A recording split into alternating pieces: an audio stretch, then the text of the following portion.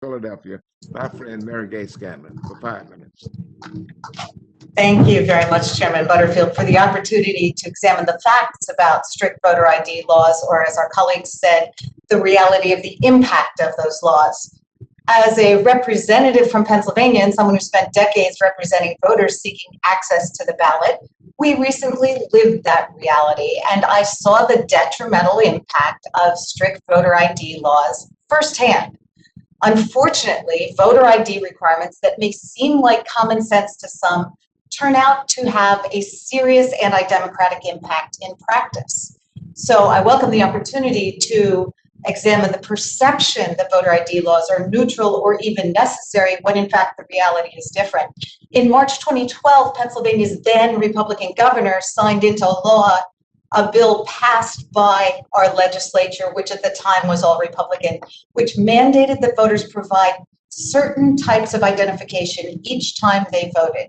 So it imposed strict new restrictions on the types of eligible identification. Under this new law, the lead plaintiff in the case which ultimately succeeded in overturning that law was Viviette Applewhite, a 92-year-old African-American woman who had voted in every election since 1960. She would have been unable to cast her ballot in 2012. Despite having worked for our country as a welder during World War II, marched with Dr. Martin Luther King during the Civil Rights Movement, etc., she did not, at age 92, have a valid driver's license, and at the age of 92, lacked access to her birth certificate. Her story was the same as hundreds of thousands of Pennsylvanians who, due to circumstance, age, or ability, lacked the types of ID which were newly required. In fact, expert testimony at the trial established that more than 500,000, or more than 6% of Pennsylvania's registered voters, lacked the types of ID required by the new law. And for context, the number of voters who would have been barred from voting in 2012 was more than 6 times the margin by which President Biden beat the former president in Pennsylvania in the 2020 election. So as for the statement that voter ID has no discriminatory intent, we also saw that that wasn't true in Pennsylvania. Republican leadership bragged on tape that the strict voter ID law was one of the legislative victories his caucus had chalked up in its efforts to flip the state's electoral votes for the Republican candidate in the 2012 presidential election.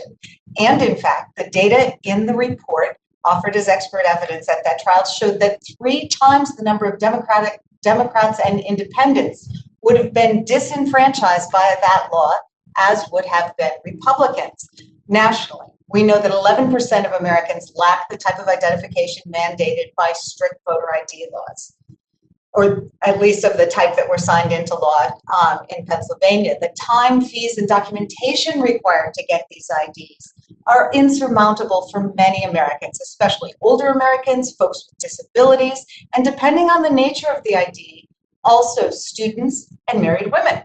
So I saw that firsthand as I helped to organize and participated in free legal clinics to assist thousands of Pennsylvanians to obtain ID before that law was struck down.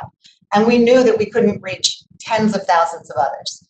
So as we consider proposals to protect the integrity of our elections, it's imperative to weigh the facts. In other words, the actual benefits, which remain extremely speculative, against the very real harm of such laws. And it's also why I support the practice-based pre-clearance provisions in H.R. 1, the For the People Act.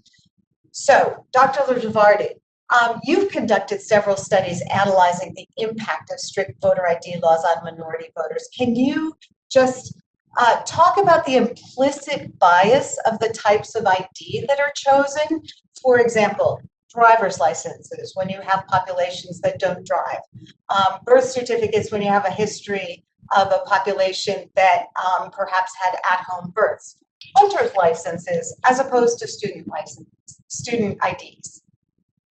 Yes, thank you so much. What I will say is that no 2 state has the same voter ID law. And so the requirements of each of these state laws that are constantly being introduced, passed, or are not passed, or they vary from state to state. And so there's a great deal of confusion that comes along with them. There's a high cost for actually knowing what kinds of laws individuals need to bring to the polls.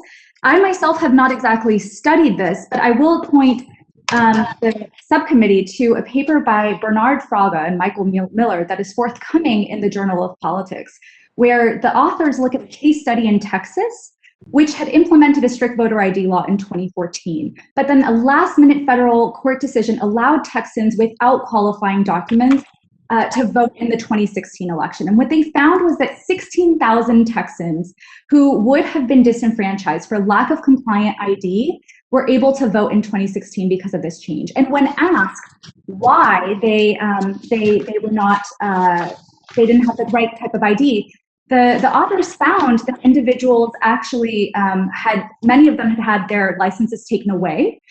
Many had moved and hadn't gotten proper ID, Texas ID. And so there is a number of reasons for why individuals would not have the right kind of ID to participate in a given election.